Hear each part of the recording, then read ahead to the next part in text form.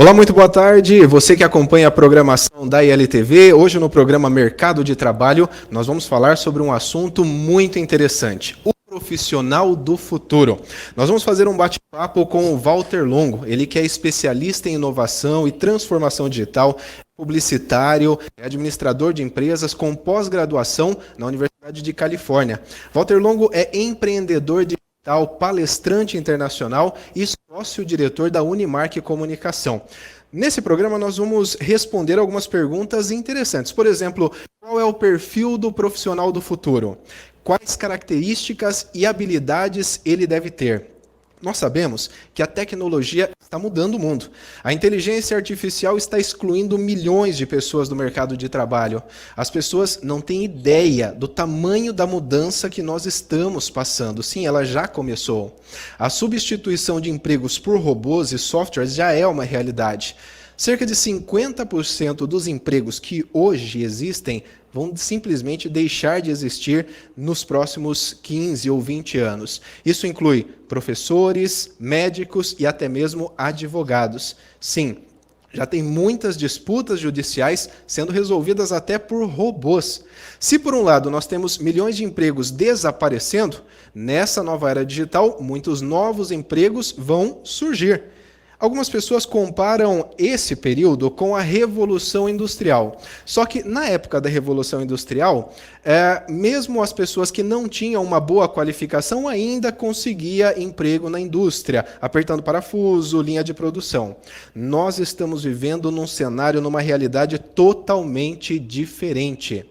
Para se ter uma ideia, 65% das crianças que estão no ensino médio hoje vão trabalhar no emprego que ainda nem existe. Sendo assim, como se qualificar para essa nova era profissional? E é sobre isso que nós vamos conversar com esse convidado todo especial, Walter Longo. Walter, boa tarde, muito obrigado pela participação. Boa tarde, Elton. Eu que agradeço aí o convite e a felicidade de estar aí com você nesse momento, conversando sobre algo tão importante, né? Que é exatamente o futuro do trabalho e o futuro de cada um de nós como profissionais. Exatamente. Walter, antes de falarmos especificamente sobre o profissional do futuro, eu entendo que é importante nós criarmos um cenário para as pessoas entenderem onde nós estamos nessa corrente do tempo da tecnologia. Então, eu gostaria que você inicialmente falasse para a gente como você acredita que o trabalho será no futuro. Cria um cenário para a gente, por favor. Olha, eu diria para você que eu não gostaria de falar sobre o futuro, uma vez que o cenário já está acontecendo. Sim, ou já seja, é realidade. No fundo, a gente está chamando esse momento de novo normal, mas na verdade não há um novo normal. O velho normal já era suficientemente anormal. Sim. Houve apenas uma aceleração das tendências, tá certo? Sim. E talvez se a gente pudesse falar em termos de pessoas, em termos de gente, em termos de ser humano, o que está acontecendo agora é o que foi discutido lá atrás, muitos e muitos anos atrás, não é? Quando se discutia Nietzsche, o filósofo Nietzsche. Sim. E se dizia o seguinte, Nietzsche dizia que haviam dois tipos de pessoas no mundo, as chamadas pessoas de moral aristocrata e as pessoas chamadas de moral escrava. Então ele dizia que existiam esses dois tipos de pessoas no mundo. É claro que o termo moral escrava e moral aristocrata, eles foram cunhados quando o politicamente correto ainda não imperava, tá certo? Sim. E talvez a gente pudesse chamar, vamos dizer assim, não de moral escrava e moral aristocrata, mas de moral de rebanho e moral dos senhores. Sim. Se a gente quisesse dar um outro nome mais politicamente correto. Mas o que ele dizia, basicamente, é que haviam dois tipos de pessoas. Uma pessoa que ele chama de moral dos senhores ou moral aristocrata, era aquele profissional de qualquer área que tinha o que ele chama de uma ênfase endógena, ou seja, é aquela pessoa que introjeta a responsabilidade, introjeta os problemas e diz, deixa comigo. Sim. Ou seja, parte do princípio que outras pessoas dependem dele e quando tiver um problema, a culpa é dele, ele assume a culpa e entende que a responsabilidade é dele, logo a culpa é dele. Ou seja, faz tudo na hora, enfrenta um problema, confronta o desafio, pensa grande e normalmente busca a superação todo dia. Ele quer ser amanhã melhor do que hoje. Então, esse é um tipo de profissional. Existe um outro tipo de profissional, que é o profissional que ele chama de moral dos escravos ou moral de rebanho, que é exatamente quase que a antítese disso. Então, a moral escrava normalmente tem uma ênfase exógena, ou seja, ele projeta para fora qualquer responsabilidade, fica perguntando quem vai fazer, Sim. de quem é a culpa, não é? Nunca é dele. Então, normalmente tem uma visão dependente, espera que alguém diga a ele o que fazer, espera que alguém lhe dê ordens, é normalmente procrastinador, a culpa é sempre de alguém, ele aceita o que lhe passam e lamenta quando não gosta, ao invés de enfrentar ou confrontar. Ele pensa normalmente pequeno e não tem superação, e sim ressentimento. Certo. Vive ressentido com tudo. E esses dois tipos de pessoas vivem e viveram entre nós o tempo inteiro. Então, vou dar um exemplo de pessoa com moral escrava e moral aristocrata. Uma pessoa que tem moral aristocrata ou dos senhores, quando ele chega atrasado para uma reunião e você pergunta para ele, escuta, você está atrasado. A resposta dele é assim, é verdade, peço desculpa, foi certo. sem querer, tá certo? Já a moral do escrava, quando chega atrasado, você fala, escuta, você está atrasado. Ele fala assim, foi o ônibus. Sim. Sempre tem alguma coisa exterior a ele que é responsável por aquele fato. Então, na moral dos senhores ou moral aristocrata, o sucesso é minha responsabilidade e o fracasso é minha culpa. Veja como ele assume responsabilidade. Na moral dos escravos, o sucesso é meu direito e o fracasso é minha sina. Então, quando você analisa esses dois tipos de profissionais, e veja, não é que um profissional é de alto escalão e outro é de baixo, não. Às vezes você tem profissionais com moral escrava no comando da empresa, e às vezes nas funções mais subalternas e vice-versa. Então, quando alguém foi demitido, você reconhece imediatamente se ele é de moral escravo ou moral aristocrata, porque uma pessoa de moral aristocrata, quando você pergunta, escuta, você foi demitido, o que aconteceu? Ele responde, não me adaptei à cultura da empresa, eu não soube disputar o jogo corporativo. Eu acho que, no fundo, eu não alcancei as expectativas que a direção tinha sobre mim, me faltou o jogo de cintura, ser flexível, ou seja, ele assume que aquilo que aconteceu com ele é, no mínimo, corresponsabilidade dele. Não arruma desculpa. Já uma pessoa de moral escrava, você pergunta, escuta, você foi demitido? O que aconteceu? Ele fala, as pessoas tinham inveja de mim, meu chefe era um imbecil, as metas propostas eram impossíveis de alcançar, eles não sabem o que querem, você sempre tem uma coisa externa a ele. E por que eu falo desses dois? Porque o momento agora, depois de séculos e séculos de privilegiar a moral escrava, a partir de agora, o que vai ser privilegiado é a moral aristocrata ou a moral dos senhores, dessa pessoa independente, que se atira sobre as coisas, que assume problemas. E por que isso? Porque há pouco tempo atrás, o mundo tinha decidido tudo. A gente nascia num mundo onde tudo já estava decidido. Verdade. A minha profissão, eu já tinham decidido, porque meu pai era de um jeito, eu acabava sendo igual. O casamento, a família decidia. A hora em que ia assistir o filme, quem decidia era a TV Globo. O café vinha no bule e todo mundo tomava o mesmo café. Ou seja, havia já decidido tudo ao nosso redor. E a partir de uns anos para cá, houve uma inversão total disso. Agora, tudo é decisão do indivíduo. Seja a profissão, seja com quem você vai casar, seja que café você vai tomar. Hoje, com a Nespresso, você escolhe entre 120 tipos de café. Na Netflix, você que decide. O horário flexível faz com que você faça o seu horário.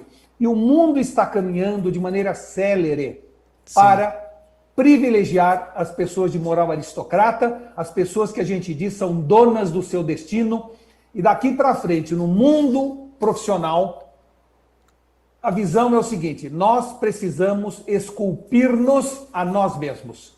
Nós é que fazemos o nosso futuro, o que é um conceito absolutamente de moral aristocrata ou dos senhores e não de moral escrava. O problema todo é que para cada 10 pessoas de moral escrava, uma tem moral aristocrata.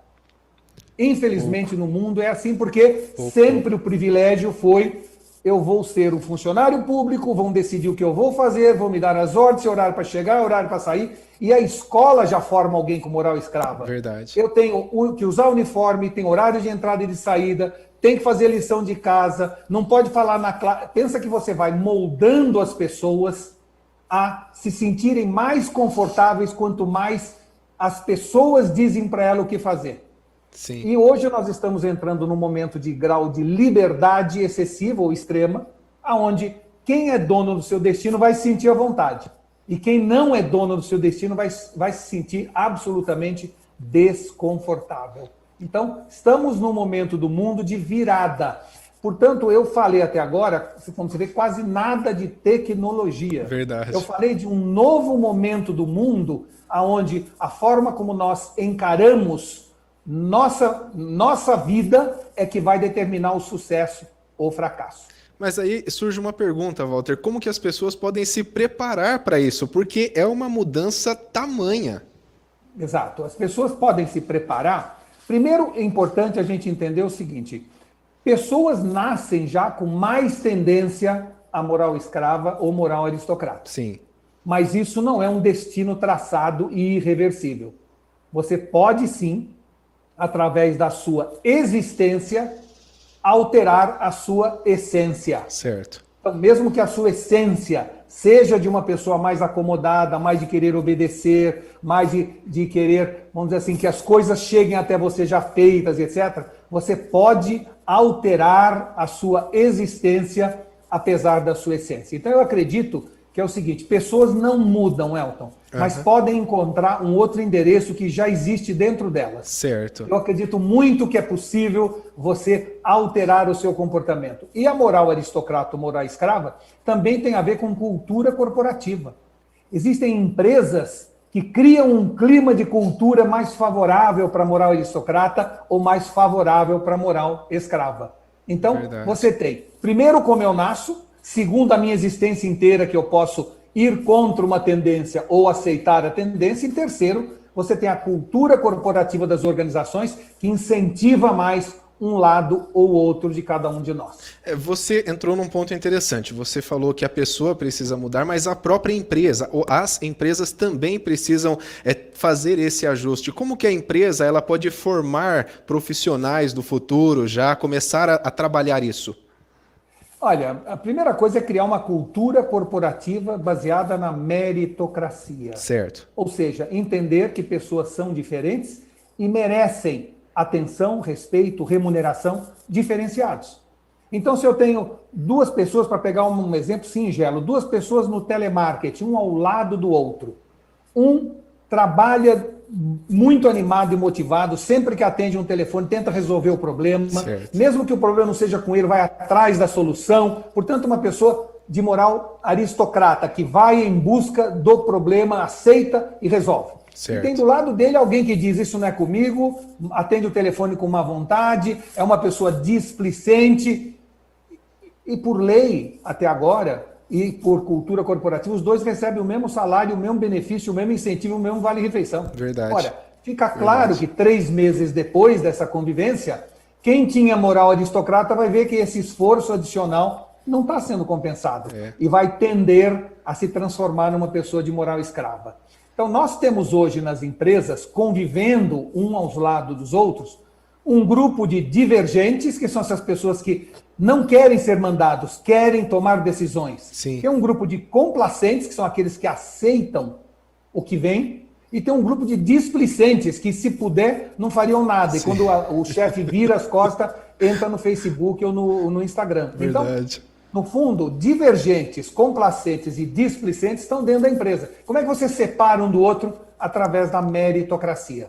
Os divergentes vão ser mais recompensados por esse esforço, por essa coragem, por essa determinação. Os complacentes vão ganhar a vida, viver seguindo as regras, e nós precisamos de complacentes. E os displicentes têm que ser eliminados da organização.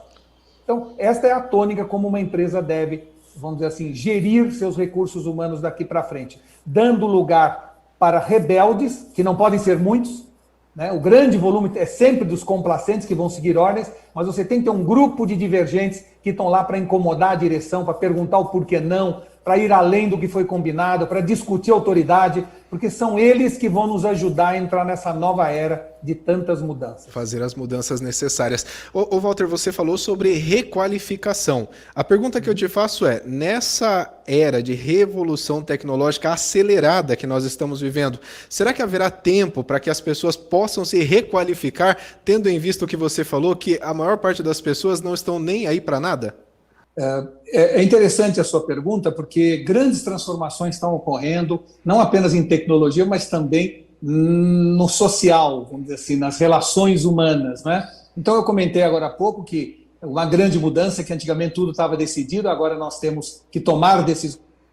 Para você ter uma ideia, Elton, hoje nós tomamos 25 vezes mais decisões que tomávamos na década de 80 no nosso cotidiano. Certo. Isso mostra como a vida mudou. Mas tem uma outra grande mudança também ocorrendo, uma mudança social de amplo espectro, que é o que nós chamamos das fases da vida. Certo. Até pouco tempo atrás, nós nascíamos já com 4 fases de vida definidas.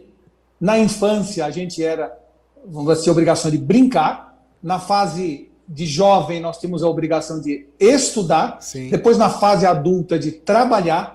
E na terceira idade, de descansar. Sim. Então, já nascíamos com essas 4 fases definidas, tá certo?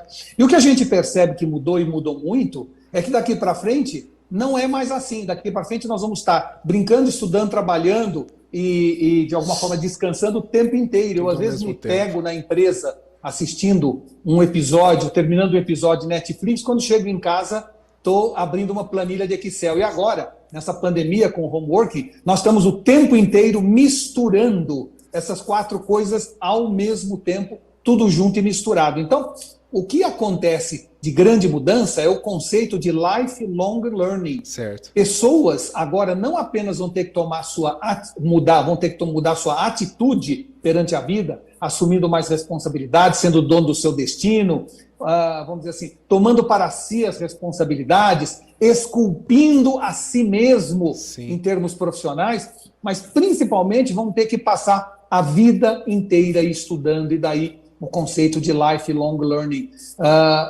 Agora nós vamos começar uma carreira aos 20 e talvez recomecemos uma outra carreira aos 40 e uma outra ainda aos 60. Por isso a necessidade de estarmos estudando o tempo inteiro. E o mundo digital abriu essa possibilidade para nós de podermos ir tão fundo no assunto quanto a gente queira, estudar o que a gente tiver vontade, a hora que quiser, independente de onde você mora no país, onde você mora no mundo. Essa é uma possibilidade aberta a todos, a democratização da cultura e da informação. E isso, evidentemente, permite a curiosos irem em frente e aos descuriosos irem ficando para trás. O que eu percebi que você está colocando em pauta é a adaptabilidade. Nós vamos precisar cada vez mais nos adaptar a tudo, né? Porque a mudança é muito rápida. É isso mesmo. E não só nos adaptarmos como obrigação, mas nos adaptarmos com prazer. É fundamental que a gente entenda que daqui para frente nós vamos ter que nos jogar de maneira entusiasmada rumo ao desconhecido. Nós não devemos ver a mudança como alguma coisa que incomoda, mas pelo contrário, nós devemos ter um entusiasmo pela mudança, porque a mudança até hoje, desde que o mundo é mundo, a mudança sempre veio para melhor. A gente continua com medo da mudança, mesmo sem entender que, se olhar para trás, tudo que mudou veio para melhor. Nós hoje vivemos mais tempo, nós temos mais saúde, nós temos mais chances de estudar, nós temos acesso à informação, nós temos mais conforto nas nossas casas, nós temos um ambiente de trabalho muito mais humano. Se você analisar, todas as mudanças melhoraram a nossa vida. Por que, então, a gente resiste tanto à mudança? Pessoas brincam dizendo que a única empresa que gosta de mudança é a Graneiro. Sim. Todas as outras odeiam mudança. Mas essa é uma cultura que vai ter que mudar, porque mudança é o único estado permanente. Agora, um ponto interessante, Walter. Você falou sobre a pessoa querer mudar, nós falamos sobre as empresas, mas e com relação à formação profissional das pessoas? Porque a formação, as universidades, enfim, vai precisar mudar para se readequar a essa nova realidade, na hora de formar um profissional? Sem dúvida nenhuma, o ensino não está, vamos dizer assim, a educação como um todo não está evoluindo na mesma velocidade, na mesma proporção das demais áreas de atividade. Eu percebo. Ainda é uma coisa extremamente conservadora e retrógrada, e o que a gente vê é que o mundo está evoluindo pelo elevador e a educação pela escada. Está ficando cada vez mais distante, não é? Verdade. Por isso, o surgimento do conceito de lifelong learning, do ensino à distância, do aprender sozinho, do homeschooling, ou seja, não faz sentido você pegar pessoas de diferentes níveis de QI, de inteligência, ao mesmo tempo de cultura, de berço, botar todos dentro de uma sala e a aula é dada pela média daquelas pessoas. Para alguém que já entendeu, aquela aula fica enfadonha. Verdade. Para outros que têm dificuldade, aquela aula é incompreensível. Quando, na verdade, a partir de agora, com toda a tecnologia disponível, nós podemos estudar na nossa velocidade. Se determinado assunto eu sei bem sobre aquilo, eu acelero. Sim. Se eu tenho pouco conhecimento sobre aquilo, eu vou devagar, repriso. Então, é evidente que não faz mais sentido, neste momento do mundo, nós continuarmos com cabeça e mentalidade de idade média. Se você analisar uma escola, ainda não passou pela Revolução Industrial. Verdade. Ainda continuamos formando pessoas para serem trabalhadores. A gente imita numa escola uma fábrica. Mesma coisa. Muro alto em volta, sirene ou sinal para o recreio, cada um leva seu lanchinho para depois comer o lanche no intervalo, não é? O chefe diz o que você deve fazer, você não pode sair da sala sem pedir licença. Se você analisar, é exatamente uma linha de produção de gente para o mercado de trabalho.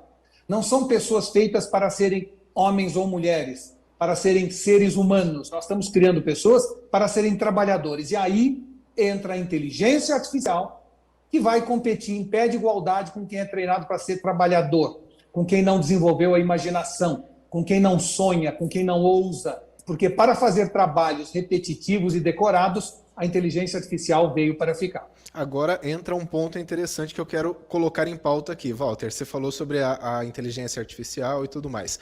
Quais são as tendências de mudanças nas relações de trabalho com o avanço da tecnologia e a entrada dessas novas gerações no mercado de trabalho?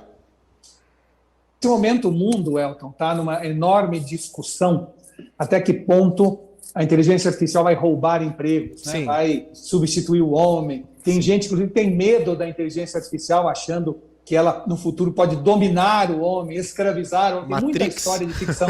Exato. Muita história de ficção científica, né? Eu não gosto nem de chamar inteligência artificial, eu gosto de chamar de inteligência aumentada. Certo. E por que eu chamo de aumentada? Porque, no fundo, o processo não é de substituição, é de adição. É para isso que a inteligência artificial chegou. Chegou, no fundo, não para roubar nossos empregos, mas sim para devolver a nossa humanidade. É para isso que a inteligência artificial veio. Se por acaso nós não aceitarmos assim, aí ela vai tomar o nosso emprego. Então, vou dar um exemplo a você, também singelo, porque eu gosto de exemplos singelos, como lhe falei. Um médico hoje consegue, em questão de 2 ou 3 minutos, comparar a minha ressonância magnética com milhões de outras em relação ao prognóstico ou diagnóstico, graças à inteligência artificial. Certo. O que isso traz como consequência? Sobrar mais tempo para ele, para se preocupar comigo, para perguntar como eu estou, como a minha família está reagindo àquela doença, para ser mais humano. É para isso que surgiu a inteligência artificial, para tirar o automático do médico e dar a ele a chance de ser mais humano. Quando um carro sem motorista, um carro automático, né, automático no sentido de carro autônomo, estiver pelas estradas do Brasil, o carro autônomo não vem para tirar o emprego de motorista, vem para dizer para todos nós o seguinte: a gente dirige, fica fazendo texto no celular, verdade. A gente bebe, pega na direção. Então é o seguinte, verdade. Walter, senta no banco de trás, namora com a sua mulher, briga com seu filho, leia um livro, seja humano. Porque levar você do ponto A para o ponto B com segurança, eu sei fazer isso, é muito automático. Então, o que o mundo vai trazer com a inteligência artificial não é um mundo de trevas, onde todos nós vamos perder nossos empregos. Não, ele vai possibilitar que pessoas com imaginação, pessoas que sonhem, pessoas que evoluam constantemente, tenham ainda mais ferramentas transformando homens em super-homens e mulheres em super-mulheres. É para isso que está surgindo a inteligência artificial. Se nós ficarmos com medo dela,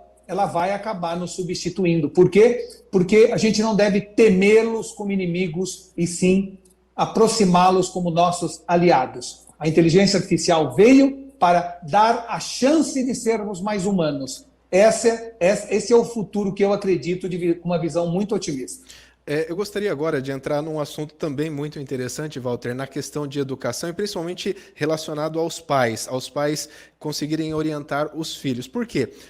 Eu percebo que as matérias como matemática, engenharia, tecnologia, ciência, são as matérias que vão ficar mais em voga por conta desse cenário. E são as matérias que poucas pessoas levam mais a sério. Como que os pais podem ajudar os filhos a conseguir se engajar mais nesse assunto? Olha, a primeira coisa que nós deveríamos fazer daqui para frente é termos escolas que estimulem a imaginação das pessoas. Seria fantástico. Porque a escola destrói a imaginação. É verdade. Através de gabaritos, através de perguntas de múltipla escolha, a gente está destruindo a imaginação. Nós todos nascemos com a imaginação como se fosse um aplicativo no nosso celular. E a gente aciona, quando criança, esse aplicativo o tempo inteiro. Depois a gente vai ficando mais velho, nós vamos deixando esse aplicativo não se atualizar mais, vai lá para o fundo das páginas do nosso iPhone, do nosso celular, e a gente deixa de imaginar. Só que, no fundo, a imaginação é o que move o ser humano. Verdade. Quando os portugueses e espanhóis saíram da Península Ibérica rumo a Novo Mundo, o que havia lá? Havia sonho, imaginação, vontade de conhecer o desconhecido, se jogar de maneira entusiasmada em alto mar. Isso é o que move o ser humano e que faz o ser humano evoluir. Então, se em 1969, quando o homem chegou na Lua, nós já tivéssemos a inteligência artificial, provavelmente nós teríamos chegado à Lua mais rapidamente, com mais segurança e a menor custo. Mas nenhuma inteligência artificial teria imaginado ou sonhado ir à Lua. Verdade. Isto é que é o lado humano.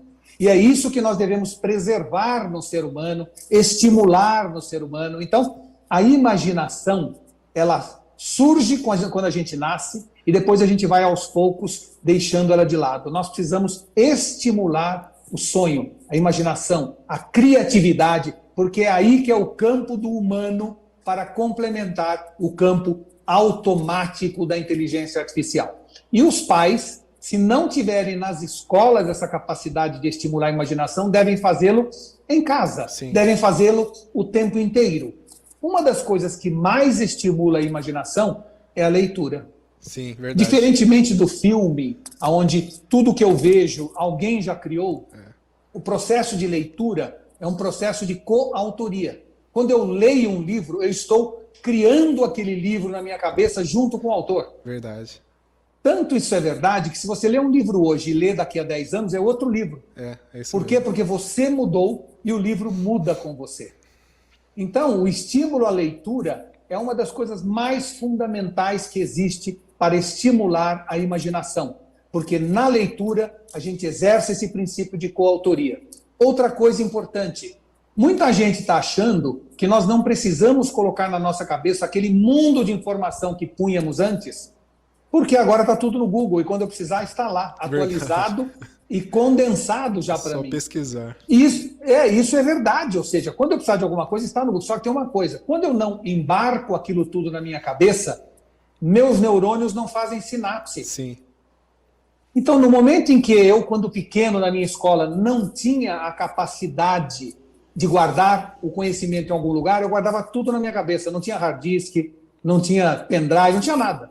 Então, eu aprendia que os rios que banham a Mesopotâmia eram o Tigre e o Eufrates. Eu via que o berço da civilização egípcia nasceu na beira do Nilo. Eu via que as primeiras civilizações mais adiantadas da Europa estavam vamos dizer assim, na beira do Danúbio. Eu começo, portanto, sem que eu peça, e eu pus tudo isso na minha cabeça, eu começo os meus neurônios a pensar assim, peraí, por que sempre uma grande civilização surge na beira de um rio e o maior rio do mundo, o Amazonas, não tem civilização desenvolvida nenhuma? Verdade. Ou seja, eu gero um insight mental porque eu coloquei toda aquela informação dentro da minha cabeça. Na hora em que eu não coloco tudo isso na minha cabeça porque agora está no Google, Sem dúvida, no Google tem 1000 vezes mais informação do que eu conseguiria colocar na minha cabeça. Só que lá não faz sinapse. E nós estamos entrando numa fase preocupante de indigência cognitiva das pessoas por falta de referência interna. Ou seja, a gente está precisando, para gerar inferências cerebrais, cada vez mais referências externas. E, claro, que isso faz com que nós percamos muito da nossa imaginação, do nosso sonho, do nosso insight, da nossa capacidade de ter ideias. Nós precisamos entender que ideia é que nem gato e não cachorro. Vem quando ela quer e não quando é chamada. Ou seja, não adianta eu querer ter uma ideia se eu não tiver conhecimento embarcado na minha cabeça. Eu não serei criativo, eu não terei imaginação. Então, é fundamental para que eu um dia imagine estar jantando com a Cleópatra. Quando eu tiver 80 anos, eu posso, deitado numa cama, imaginar que esta noite eu vou jantar com a Cleópatra, se, por acaso, eu tiver colocado na minha cabeça todas as referências da civilização egípcia, como era a cada uma das dinastias, como era o palácio da Cleópatra, como as pessoas, que tipo de comida eles comiam. Eu preciso das referências internas na minha cabeça para imaginar, para sonhar, para, de alguma maneira, exercer essa humanidade que vai ser complementar ao lado do trabalho físico, do trabalho repetitivo da inteligência artificial. Você já falou em algumas palestras que a facilidade da pessoa trabalhar por conta, empreender hoje é muito grande. Você acha que no futuro nós teremos muito mais pessoas trabalhando por conta? Eu me lembro que uma vez você citou até exemplo de uma empresa, acho que é Brazilian Bikinis o nome, onde uma família trabalha em casa graças à tecnologia. Você acha que no futuro isso vai ganhar aí um destaque, o trabalhar por conta? Essa pergunta que você me fez, Elton, tem muito a ver com o chamado era do empreendedorismo, a capacidade que cada um de nós terá de empreender. Certo. E a razão disso, logicamente, a razão disso, é que até pouco tempo atrás a gente estava em busca de um emprego. Verdade. Né? Algum lugar onde a gente ia trabalhar. E o empreendedor pequeno tinha muita dificuldade de competir com uma empresa grande. Porque a empresa grande tinha mais acesso a crédito, mais acesso à informação, não é? Então, o que mudou de lá para cá foi que empresas de qualquer tamanho competem entre si, independente da dimensão da empresa. Verdade. Cada vez mais o importante agora é a dimensão do meu sonho, da minha ousadia. É isso que vai determinar o sucesso. Por quê? Porque hoje uma pequena empresa como a Brazilian Bikini pode exportar para 60, 70 países sem sair de casa. Coisa que seria impensável algum tempo atrás, porque eu não tinha a internet onde eu podia botar um site em inglês, comprar palavras-chave no Google e com isso atingir o mundo inteiro que quer comprar biquíni. Verdade. E quando chega o pedido do biquíni, eu simplesmente ponho as 3 costureiras da minha casa para fazer o biquíni, ponho numa caixinha de Sedex e mando para lá. Isso que nós estamos falando antigamente exigiria registro no Cassex, exigiria que eu fosse às feiras internacionais de vestuário, exigiria que eu fizesse um pedido mínimo de 50 mil peças para uma loja que iria revender assim mesmo em consignação. Verdade. Portanto, eu precisava de um capital antecipado para gastar. No fundo, daqui para frente, todos nós temos a capacidade de empreender e o que vai definir daqui para frente o nosso sucesso não é o tamanho da nossa empresa, mas a dimensão dos nossos sonhos e da nossa ousadia. Esse é um primeiro lado importante desse novo momento. O segundo lado importante é que mesmo pessoas que trabalhem para empresas serão intraempreendedores. Certo. Será o conceito do você SA. Não há mais aquela sensação, aquele conceito antigo de dependência ou interdependência entre o funcionário ou colaborador e a empresa. Daqui para frente, a nova forma de se relacionar com as empresas está baseada em outro parâmetro, ou seja, todos nós temos 2 tipos de capital, um capital intelectual e um capital financeiro. Sim. O capital financeiro que eu tenho, eu deposito num banco e ele remunera esse capital financeiro com juros, com dividendos e assim por diante. Do outro lado, eu tenho o capital intelectual, que eu vou depositar esse capital intelectual numa empresa. esta empresa vai remunerar esse meu capital intelectual através do meu salário, do bônus, de um bom ambiente de trabalho, de novos desafios, de um propósito que vá ao encontro do meu propósito de vida. Então, o que a gente tem que entender? Que daqui para frente não haverá mais aquela sensação de que eu sou da Volkswagen. Não, eu vou trabalhar ou prestar serviços para a Volkswagen. Sim. E a Volkswagen vai remunerar esse meu capital intelectual. No dia que esta empresa não remunerar o capital intelectual que eu depositei nela, ou não remunerar bem, eu vou pegar aquele capital intelectual e levar para outra empresa. Assim como se o banco não remunerar adequadamente o meu capital financeiro, eu também vou levar o meu dinheiro para outro banco. Então, esta é a relação, uma relação entre iguais. Não é uma relação onde o empregado olha para cima e vê a empresa, é uma relação que eu olho na mesma altura e aonde eu me relaciono com ela, prestando um serviço e sendo remunerado por esse serviço. Nesse momento do mundo, o que compete a cada um de nós? Nos auto-instruirmos. Então, se nesta prestação de serviço que eu estou fazendo para aquela empresa, eu sinto falta do inglês, cabe a mim fazer um curso de inglês. Sim. Não cabe à empresa pagar um curso de inglês para mim. E se eu achar, por acaso, que um MBA me daria uma competência financeira maior, sim, eu me inscrevo no MBA, pago por ele, porque, sem dúvida, eu vou estudar com muito mais afinco aquilo que eu pago do que aquilo que me é dado. Verdade. E aquela empresa que se preocupe, porque se eu estiver crescendo o meu capital intelectual e ela não aumentar a remuneração, ele vai me perder, porque eu vou depositar esse capital intelectual em outra empresa. Então, essa relação entre iguais que surgiu, seja você um empreendedor individual ou um empreendedor que tem o seu negócio, seja você uma pessoa física, mas que trabalha numa empresa, mesmo no caso de você ser um empregado registrado, não importa o que diz a carteira de trabalho, você é uma pessoa que está depositando o capital intelectual naquela empresa e quer uma remuneração adequada por aquele capital intelectual. E remuneração não é apenas dinheiro, não. É um bom ambiente de trabalho, é desafios interessantes, é continuar aprendendo dentro daquela empresa, ter a capacidade de ser promovido. Tudo isto é remuneração do seu capital intelectual. Muito bacana. Walter, nós falamos sobre a qualificação da pessoa, falamos sobre a empresa, e agora eu gostaria de entrar em outro assunto, que é a área de recursos humanos, o RH. Muda tudo no recrutamento dos profissionais para as empresas, isso? Muda tudo.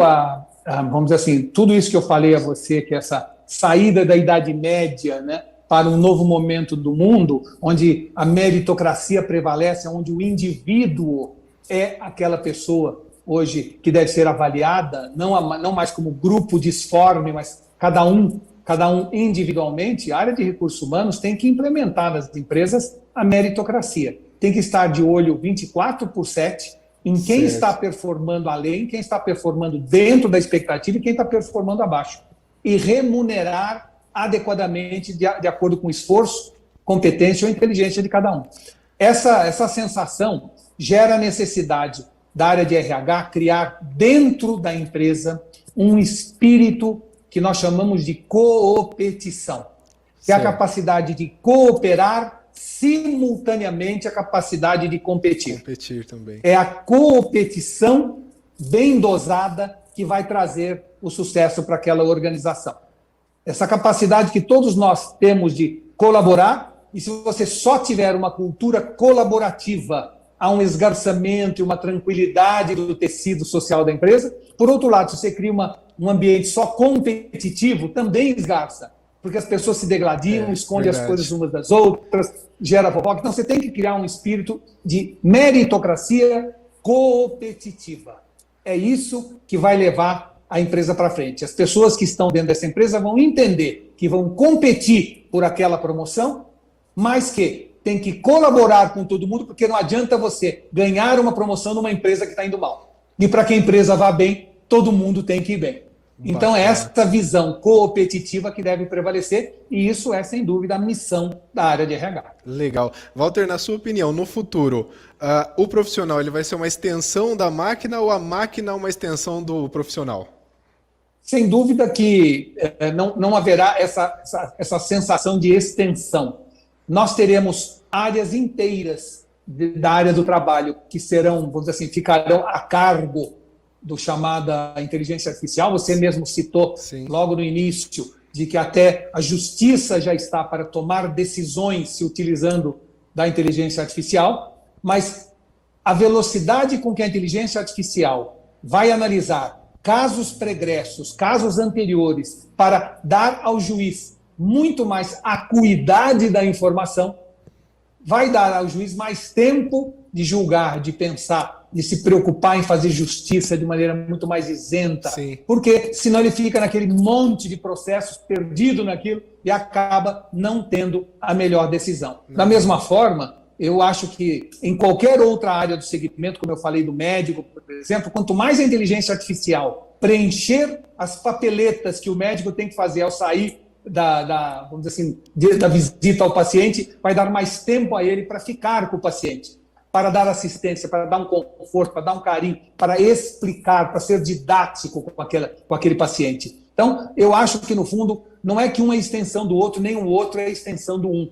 Eu acho que é um casamento feliz entre homem e máquina num processo de adição e não de substituição, e aonde juntos nós levaremos esse planeta para uma nova dimensão, com mais segurança, com menor custo e com mais produtividade. Muito bacana. Tudo isso que nós estamos conversando aqui é uma mudança brutal que já está acontecendo. Não é que vai acontecer anos à frente, já está acontecendo. Para a gente finalizar, Walter, tem só mais uma última pergunta, mas olha só, até aqui no nosso estúdio nós temos o nosso computador que logo, logo vai me substituir aqui nas apresentações também.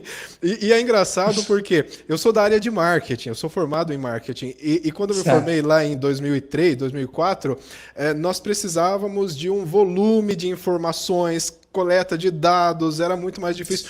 Hoje a Big Data faz tudo isso, entrega para a gente todas as informações só para a gente analisar a melhor estratégia para cada departamento da empresa. Ou seja, a facilidade que hoje nós temos com a tecnologia, falando da minha área que é a área de marketing, é algo fantástico. Vai de cada um saber usar, né, Walter? É isso mesmo, eu sou também da área de marketing, como você sabe, e a revolução que o Big Data trouxe para o marketing é fundamental. Ou seja, até hoje, nós falávamos com as pessoas baseado no gosto, no interesse médio das pessoas. Sim. Né?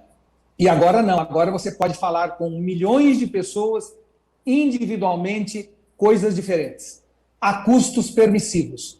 Então, pega, por exemplo, uma academia de ginástica, né? Hoje você faz uma propaganda com a academia de ginástica, mas tem gente que vai na academia de ginástica em busca de fonte da juventude. Tem gente que vai em busca de beleza e sedução. Tem gente que vai em busca de força, de autocontrole. Pessoas vão numa academia por razões diferentes. Então você não pode falar a mesma coisa para todo mundo. Você tem que falar coisas diferentes para pessoas que estão em momentos de vida diferentes. E isso o Big Data é imbatível. Está hoje absolutamente disponível para quem quiser, independente do tamanho da empresa. E é outra daquelas revoluções que agora estão acontecendo no marketing também.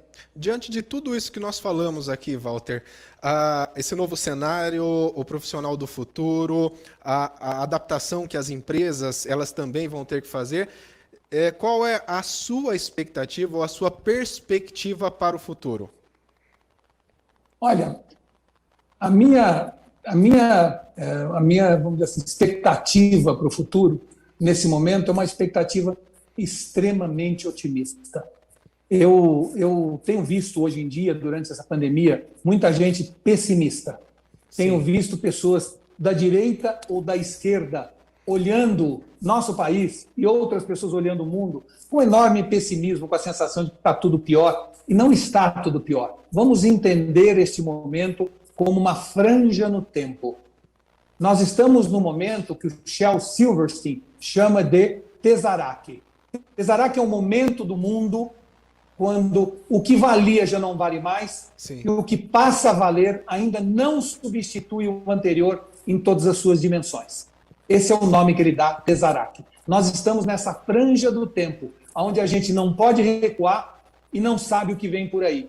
Então, a minha sensação e o que eu procuro, de alguma maneira, deixar como recado para todo mundo é: vamos nos jogar de maneira entusiasmada rumo a esse futuro desconhecido, porque o mar do futuro vai se abrir na direta proporção em que a gente se jogue nele de maneira entusiasmada.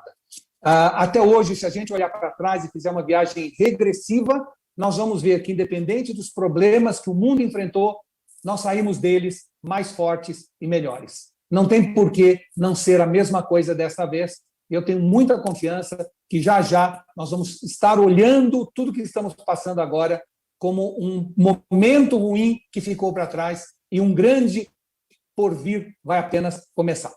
Walter, finalizando, gostaria de agradecer a sua participação. São informações de extrema importância, de extrema relevância. Agradecendo também o carinho de vocês que estão nos acompanhando aí. Espero que vocês tenham tirado muito proveito desse bate-papo. Walter, muito obrigado. Olha, eu que agradeço. Continue fazendo esse trabalho primoroso de trazer conhecimento, informação para todas as pessoas. Você é um daqueles que está sempre lutando e lutando, que já, de alguma maneira, eu vejo com entusiasmo, que já abraçou a tecnologia, ao invés de ter medo dela. Estou vendo esse seu colega aí do seu lado, jamais ele vai te substituir. Sim. Ele pode, no fundo, ficar aí ao seu lado e até fazer perguntas, mas jamais terá as respostas que você dá no nosso cotidiano, no nosso dia a dia. Então, um abraço a todos, muito obrigado pela oportunidade. Eu conversei com o Walter Longo, esse bate-papo aqui no Mercado de Trabalho, apresentando algumas novas ideias deste cenário, principalmente nessa área de mercado de trabalho, profissões e profissionais. Muito obrigado pelo carinho da sua audiência, um grande abraço e até a próxima, se Deus nos permitir.